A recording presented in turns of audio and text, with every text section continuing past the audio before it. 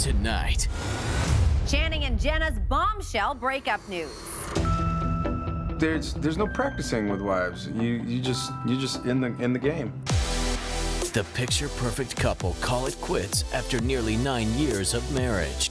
The new sightings, what went wrong, Relationships are hard. and where it all began. When you dance together for like 9 hours a day, you can't help but create, chemistry like that. Then, This is just a kind of fab celebration in our hometown. it's Power Couple Central in NYC. Emily and John besties Blake and Ryan show their support as a newly single Justin Theroux joins in on the fun. Plus, over 18 million people, and it was about us. Roseanne's ratings domination. But who's taking credit? How the show's historic return has spawned a friendly feud. It's all me. And we've kind of created this kind of serpent family outside of the show on set as well. Chloe's with a pair of rising Riverdale stars in Vancouver, ready to take flight. We did it! We survived! That was amazing. That was so cool. It's Tuesday, April 3rd, with Canada's most watched, most trusted entertainment news team. eTalk begins right now. Channing and Jenna, the split no one saw coming. Welcome to eTalk. I'm Danielle Graham. And I'm Tracy Melshore. These two seem to be the perfect match. But after an amicable announcement confirming it's over, everyone is searching for answers. There's no practicing with wives. You're just in the game. You're in the game. Quote, we have lovingly chosen to separate as a couple. In a sweet Instagram message posted last night, Channing and Jenna announced their split. Saying they remain best friends, word is the two have been drifting apart for months, with a source telling People magazine, quote, this has been a long time coming. When we spot Jenna yesterday, just before the news breaks, she's still wearing her ring. The last time the couple make a public appearance is at the November premiere of War Dog. Soon after, the pair head to Mexico to celebrate Jenna's 37th birthday. Channing posting this pic, calling her, quote, one more year beautiful. The signs of trouble start showing last month when Jenna attends the Vanity Fair party solo. Relationships are hard. Stepping in to co-host Live with Kelly and Ryan late last year, Jenna hints at trouble in paradise. We think you have the perfect relate. It does look on the outside like he's funny, you're both lovely together and charming. Don't even get me started on perfection. People go, you're so perfect. I'm like, no one is perfect. eTalk has been with the couple since the very beginning. Hi, I'm Jenna Dewan. Channing Tatum. Hi. Hi. We're all kind of firsties. It was the first time I ever was the lead of the movie. Jenna was her first studio big role. Meeting on set of the movie Step Up in 2005, it's clear something is going on between the two. We're like posing for our prom. A fact our producer just can't avoid. The chemistry between you and Jenna was really palpable on screen. I mean, did you guys hang out a lot outside of the set? Yeah, when you dance together 9 hours a day and you're draped all over each other the whole time, you can't help but create, chemistry like that. And we just trusted each other emphatically.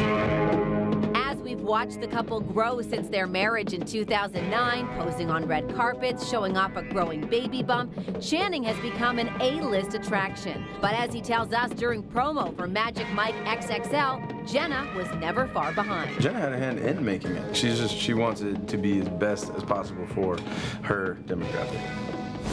But fear not, love is far from dead. That's right, romance is everywhere at the New York premiere of John Krasinski and Emily Blunt's new film, A Quiet Place, as they bring along another one of our favorite couples for the ride. The love is loud on the red carpet for A Quiet Place, where real-life couple turned collaborators Emily and John prove the pair that scares together stays together. To be able to do it with my wife standing next to me is insane. This is just a kind of fab celebration in our hometown. And can you say couple goals? Fellow New Yorkers Blake Lively and Ryan Reynolds dispel any rumors of romance trouble with their night out, bringing his mom Tammy along for the ride. And if you're getting deja vu, we don't blame you. It's a very intimate, very special piece to everyone involved, for sure. Barely 2 weeks back, this foursome double-dated at the premiere of Stanley Tucci's Final Portrait to support their longtime pal and his wife, aka Emily's expecting sister, Felicity. Stanley and Felicity are on hand once again last night, but it's clear who the star couple is tonight. I mean, as good as it gets. But the night's biggest solo VIP has to be Justin Theroux. Here, we spot the recently separated star posing at the after-party, wedding ring free. It's especially interesting as his ex Jennifer Aniston was quite close with John and Emily, even giving her a shout-out when they both received Golden Globe nominations in 2014 for Cake and Into the Woods, respectively. I'm done. As for Justin's love life, well, his Louis Vuitton buddy Emma Stone pops up in a seemingly platonic Insta story, while his rumored new romance Aubrey Plaza is spotted across the country promoting her show Legion. Roseanne is a ratings juggernaut. The show's reboot returns tonight for week 2, and the woman behind its success is ready to take all the credit. Hey, I gotta get your thoughts on President Trump taking credits for your ratings. It's all me. There you have it. Much like on her show, Roseanne's the boss. Look at her ratings! Look at her ratings! After being off the air for 20 years, the show's premiere garnered incredible ratings when it debuted last week, and President Trump is quick to take the credit. Over 18 million people, and it was about us. Thanks to PVRs, that number has risen to 25 million stateside, as ABC announces they have renewed the show for another season. And before tonight's new episode, we can show you this sneak peek of Roseanne and Darlene, who appear to be getting on each other's nerves. Housekeeping. Oh, I'm sorry. Were you sleeping? What's up? You guys are slobs, and I'm sick of it. In other TV news, the stars of Suits are hard at work. Only eTalk can show you these photos of Katherine Heigl as she snapped in Toronto heading to a table read. We also spot Sarah Rafferty on site, who's all smiles before posting this selfie from inside alongside Gabriel Mott. The cast is preparing for production on Season 8 of the Law drama. And newbie Katherine can barely contain her excitement posting this pic inside Louis Litt's office. This will be the show's first season without stars Patrick J. Adams and Meghan Markle. Is Anna Wintour leaving Vogue? That's the question on everyone's mind today, as rumors surface suggesting a summer exit is in the works. Today, we're digging deep to find out what's really going on. Anna Wintour out? How long have you been in this office for? Forever. According to Page 6, the queen of fashion is stepping down as editor-in-chief at Vogue. Ms. Winter, who are you wearing tonight? Chanel. The magazine denies the claim, saying, quote, "We emphatically deny these rumors." But what's the least true rumor about you? They're all true. Well, if this one's true, it would cap off 30 years of her reign over the world's fashion Bible. She landed the job back in 1988. The report claims the 68-year-old will depart after the July wedding of daughter B. Schaefer to Francesco Carazzini, the son of former Italian editor-in-chief Franca Sozzani. I had a feeling that I was going to be with someone who came from a similar background, but love just happens. It's not something that you really decide. But back to Anna, the timing could have her going out in style, ending her time with the publication's iconic September issue, maybe even making the cover. As a possible replacement, some are saying it could be Vogue's UK editor, Edward Enninful. Here he is hanging backstage with Gigi and chatting with Kate Middleton. As for life after Vogue, it's speculated Anna has her eye on leading the British Fashion Council. And it makes sense. Back in February, she was front row with none other than Queen Elizabeth. Not to mention, Anna's exit interview has already reportedly been locked down and granted to the New York Times. You know, I really wonder if the reports are true. What would Vogue look like without Anna? Guess we'll have to wait and see. Okay, now to one of the biggest fashion muses out there, Paris Jackson. After a childhood shrouded in secrecy, Michael Jackson's daughter turns 20, and she's ready to prove she's got some star power, too. Actress, activist, and all-around it girl. Are you really living in a teepee, Paris? Today, Paris celebrates the Big 2-0 with a new peach stew and a home-cooked meal. Sharing her life on Instagram, she's come a long way since the days of living behind a mask. Michael's middle child and only girl is a natural in the spotlight. Prince, Paris, come on, let me see you dance. She's appeared on numerous magazine covers, including Teen Vogue, Rolling Stone, and Harper's Bazaar. And she's a budding actress. She made her acting debut in Star in March of last year. Now we're for my next group, so we gotta make this quick. Not to mention, she can sing. Here she is looking all kinds of cool at a Dior party recently, and now she's the subject of romance rumors with Cara Delevingne after being spotted kissing the supermodel. One smile, Paris. And she gets involved, recently speaking at the Women's March in LA. Let's get more people in Washington on our side, right? She's no longer that emotional little girl we saw at her dad's memorial service back in 2009. But growing up Paris hasn't been easy. In June 2013, the young Jackson was struggling with depression and drug addiction and attempted suicide at the age of 15. When Michael died, Paris was screaming and crying and saying, I want to go with you, Dad. But these days, Paris looks happy, healthy, and full of promise with a bright future ahead. Happy birthday, Paris. Next, I've got some exciting news for all you Riverdale fans. The show's been renewed for a 3rd season, and when I visit Vancouver, I catch up with 2 of the show's resident Southside Serpents to show them a view of the city they haven't seen before. Season 2, you guys are winding down shooting. Are you excited for a little time off, or are you sad to take a break? I think it's a little bit of both. We've kind of created this kind of serpent family outside of the show on set as well. That includes the season's newest Southside Serpent, Cole Sprouse. And we're bringing him into our gang in the storyline, but as us coming into season 2, he did a great job of bringing us in on the cast.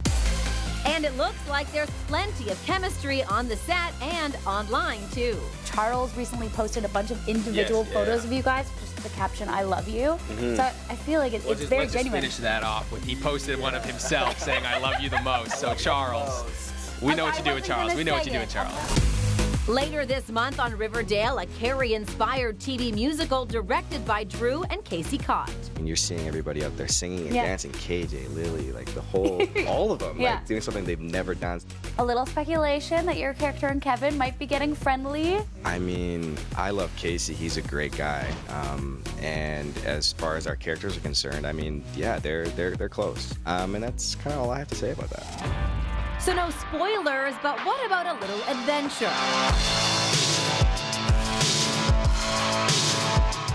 I can't bean bug. You've heard of snakes on a plane. How about a couple of Southside serpents? Here we go.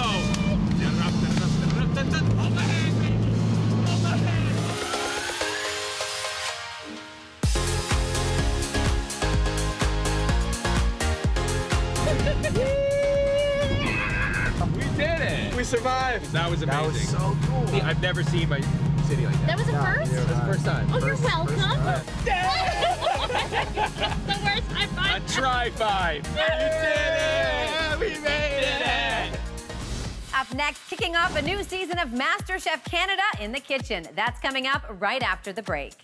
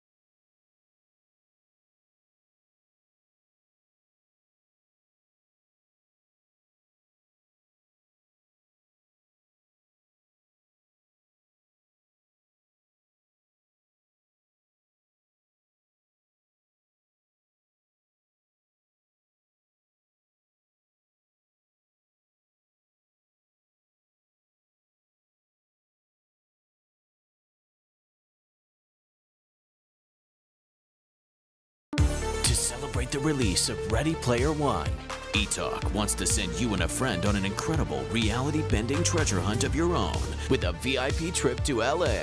Enter at ReadyPlayerOneContest.ca. Brought to you by Ready Player One. In theaters now. Season 5 of MasterChef Canada kicks off tonight. And when I meet up with the judges, they surprise me with a cooking challenge of their own. Even a good cook can be intimidated by having to cook in this very kitchen. Season 5 premieres tonight. Tonight. Incredible, isn't it? Are you guys a little bit nervous or mostly excited? Really excited. It's going to be a great, great season, and it's going to kick off with a whole new twist. New home cooks, shocking challenges. In tonight's premiere, the judges get hands-on and personally deliver some good news. We are going from coast to coast, and we are going to basically ambush the top 21 home cooks in Canada and let them know that they have made it as finalists. This year's batch of home cooks are prepared for some serious challenges. But that's not exactly how I feel when the judges decide to test my cooking skills. We brought some wonderful ingredients, and we want you to recreate this beautiful looking open-faced omelet. Time starts now. Oh my gosh, wait, I'm not ready for this. First, we crack 3 eggs and give them a good whip. Next, we heat a lot of butter in a pan before seasoning our eggs with salt, pepper, and cream. I think we need to add some ingredients now. Asparagus, button mushrooms, cheese, smoked salmon, and potatoes. The judges can't resist the urge to help me out, but the final touch is on me to add a couple spoons of creme fraiche. Now it's time to plate. You have some skill.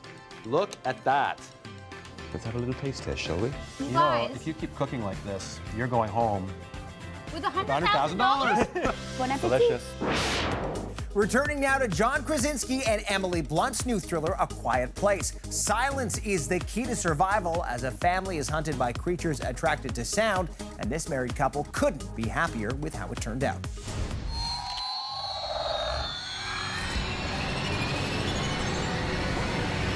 What was the best part about doing a movie like this?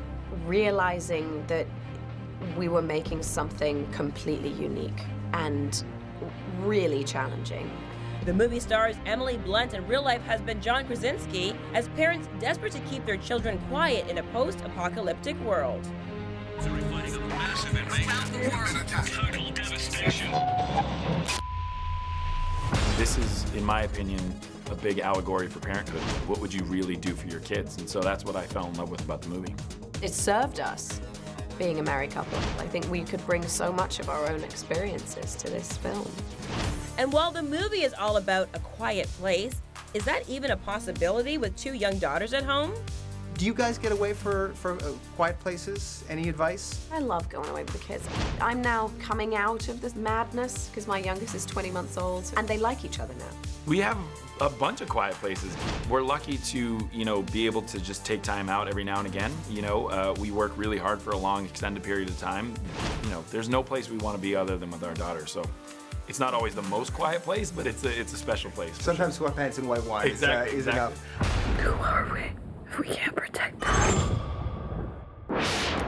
And we have a very exciting contest to tell you about in partnership with Pandora and iHeartRadio. You have the chance to win one of 5 Pandora Shine VIP Golden experiences at the exclusive iHeartRadio Secret Session with Shawn Mendes. And I'm going to be there too. Come hang out with me. Just visit your nearest Pandora store to unlock your entry or enter online at iHeartRadio.ca. We'll be right back.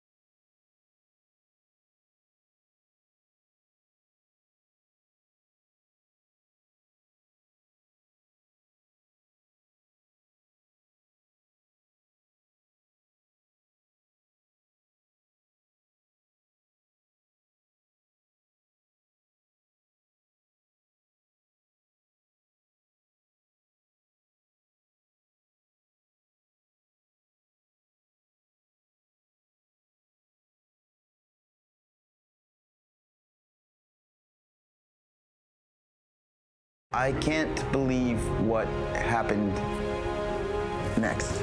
The film Jack of All Trades begins as an investigation into the baseball card boom and bubble burst, but there's a personal story behind it all. 1990, right after my bar mitzvah, my parents divorced, and my dad, a year later, got out of the baseball card business. Eventually, he kind of just took off. He, like, disappeared.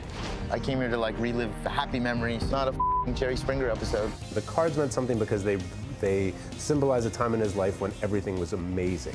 Spanning over a 4-year period, the doc follows Stu through his journey where he meets some heavy hitters along the way. Actually, we got a phone call that Jose wanted to meet with us, and it was the most exhilarating experience of our lives. We have these like quirky characters that pop up within the film. Jack of All Trades screens at the Review Cinema in Toronto April 5th and 7th.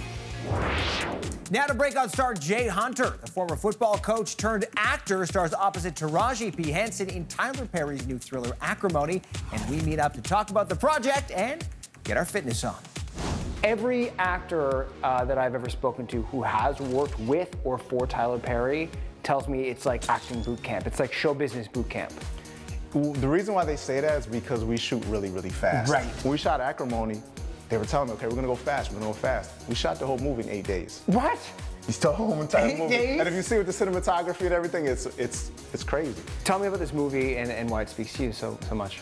You know, it's a thriller about a woman who marries a guy and she has high expectations, didn't go that way.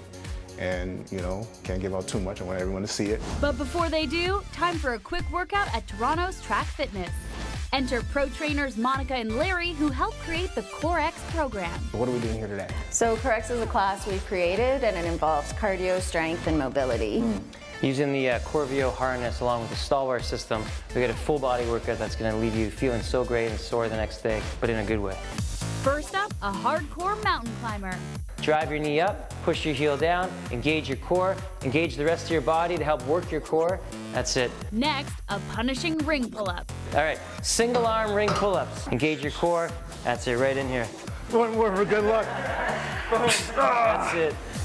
And last but not least, a push-up with a twist. Line the rings up with your chest, not your shoulders. All right? Like that? Yeah, and then as you push, get that nice twist at the top. So it's a push-up with a twist. Good stuff. That was awesome. Good. Congratulations on the movie. Thank you so much. I'll see you in the next Marvel movie, probably. Yes, after this workout. They gotta catch me, man.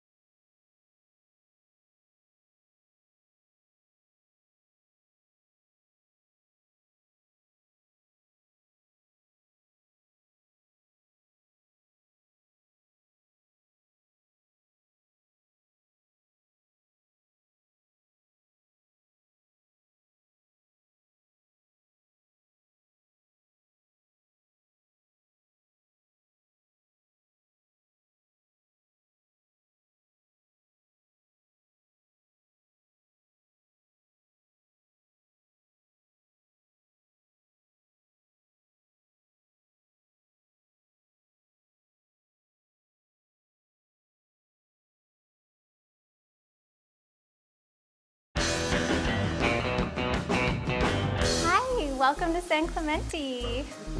I'm happy you could join me in my studio. Chloe and Tyrone Edwards discovered the best of the West in their all-new special Itless California Vibes.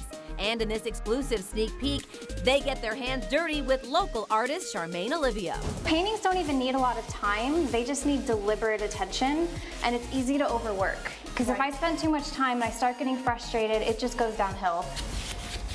Well, I am loving this. This is really beautiful.